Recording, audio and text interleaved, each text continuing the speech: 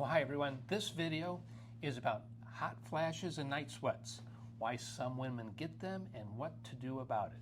Hi, I'm Dr. Brian McGuckin, downtown Frankfort, Illinois, and recently I was at a seminar and the speaker mentioned that he had a doctor friend who was using chiropractic treatment on hot flashes and night sweats for his patients. So as a chiropractor, we're taught that the chiropractic treatment stimulates the nervous system, and it does, and it has a healing effect for the entire body. But I'm intrigued. How does this work? Why does it work?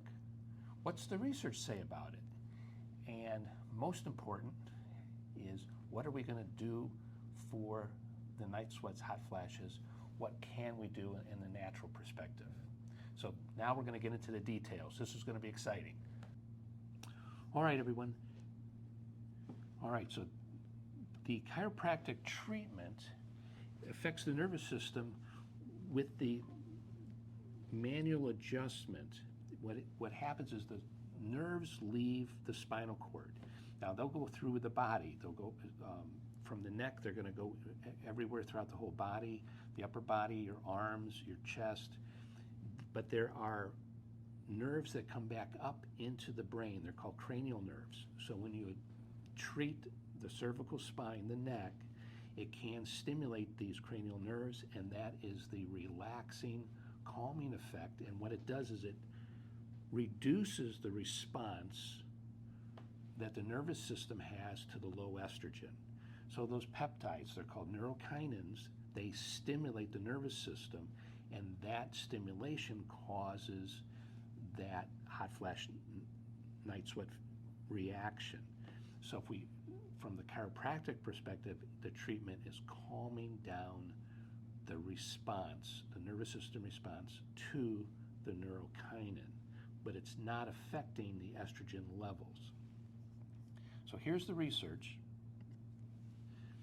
When the estrogen's lower, so I'm getting a little older, and that perimenopausal thing, I'm getting my hot flashes, night sweats, the estrogen's dropping, and it stimulates the nervous system. We're not used to this. We're used to a certain level of estrogen, and the brain doesn't like that the estrogens are dropping.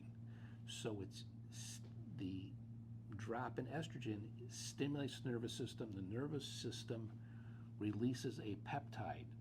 It's a protein, it's called a neurokinin, and this neurokinin causes the irritating stimulation that we pick up as a heat dissipation, which is the night sweats, hot flashes. So the low estrogen, the brain's not used to it. It's not used to that level of estrogen, and it gets irritated, releasing an additional irritant, the neurokinin. Now, what we're after is making sure that the hormones are in balance. So there's three estrogens: estrone, estradiol, and estriol. Now, estrone has no physiologic effect. It's converted into estradiol. Now, estradiol makes you a female. When it's younger, it's extremely important. Older, you got there. You won that prize. So now I need just enough to maintain. You don't need a lot of it as you get older. But estriol you do need, and this is very important. This is muscle strength. I have to move a chair. I got to pick up the groceries. I have to move the table around the house, the furniture around the house. That muscle strength is estriol. Now, so think of it this way: for the finer muscles, this is your wrinkles in the skin. How do I maintain my skin? I got to maintain those finer muscles. The bladder control, that's a very fine muscle, and if we lose too much estriol, then I've got to worry about coughing or sneezing with bladder control issues. So that's what we do. Check the estrogens. We also check progesterone. Now, what progesterone does is it regulates the release of estrogen that's bound up in the bloodstream. Estrogen is stored in what's called the sex hormone binding globulin. Now, that stored estrogen is released when progesterone is available. So if progesterone is low, estrogen can stay in storage. So am I not making enough estrogen for my body's demand, or is my progesterone low and I just need more progesterone to release what I've got? Now, we need a little bit of testosterone, and we test that because we want to see the conversion of estrogen into testosterone. A very small amount should be there, but not a lot. We want to make sure the pathway is working properly. And DHEA comes from the adrenal glands, and what we're measuring there is excitation of the nervous system. If I'm super stressed or stressed all the time, the signal to the adrenal glands will be altered, and you'll see the DHEA drop or go high. But if it's low, then we know that there's been some stress there, and that stress on the brain could be a reason for the elevated neurokinin that's causing my hot flash night sweat. So we want to check the hormones, and they've got to be in balance. That's the main takeaway. So here is the test results. The DHEA on this test is low, so that would suggest that the brain, the pituitary gland, signaling to the adrenal glands is showing a memorized stress signal.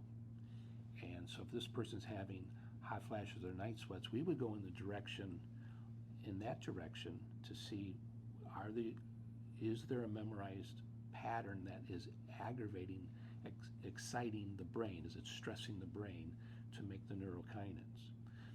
Then we want to check all the other hormones. Testosterone, that production is normal, so that shows that pathway is good.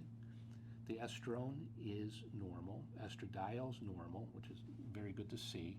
And the estriol is very, very good. So very happy about that. And the progesterone is excellent. So the hormones here are right where we want them to be.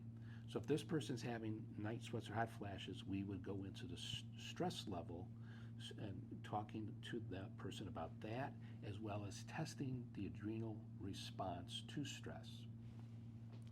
So what we're looking for is a balance. We need the nervous system to be in balance so that it does not produce in excessive amounts of this stimulant, the neurokinin, this peptide, this protein. So we're checking the hormones, we're evaluating the stress response, how happy everybody is, are we sleeping good, what is not right, and then we're looking for a way to bring this into balance. So what we'll use is we will test the hormones. If the hormones are off, we will use, it's an oil, they're the exact human duplicates. And the oils, what's nice about the oils is they go directly into the bloodstream from the skin. It does not store in the fat layer like the creams. The creams have some issues because it will store, and that causes a new problem. We'll use the chiropractic treatment. I specifically use what's called the Bennett reflex technique, neurovascular dynamics, along with a green light. Now, what the treatment does is it balances blood flow to the brain, relaxes the nervous system. It's very effective, and we found that the technique was amplified with green light while we were doing the treatment. The green light stimulates the pineal gland, and that stimulation relaxed the person tremendously. So we got that really, really helped, especially if there was more of stress-related responses. So we can test the adrenal glands. We'll test the output of the adrenal glands, the cortisol levels, because we want to make sure that that is not a reason for this increase in neurokinins. So it's a balance. That's what I want the takeaway to be. The hormones, adrenal glands, we can test it, we can bring it into balance, and we have treatments to help speed the response so that the brain goes back to a normal effect. Well, you have to let me know if that detail is good or if it's just too much. So please leave a comment if you like the detail or if I should just get to the fix. I wish a glass of wine would just get rid of it. But it gets detailed. So testing the hormones is really important. I like the saliva test because it matches to your age. You're not guessing. We know exactly where you are and where you should be. And if the person responds to treatments, we will use that, and we will use herbs, and we will test the adrenal glands if the person's not responsive. So if you hit some frustrations in this, you're not alone. This gets complicated. You really do have to be a detective to get into the details to find out why something's off. So leave a comment. Let me know if you like this. There's other things you can look at. Sign up for my newsletter if you're not getting it. Thanks for watching. We'll see you on the next video.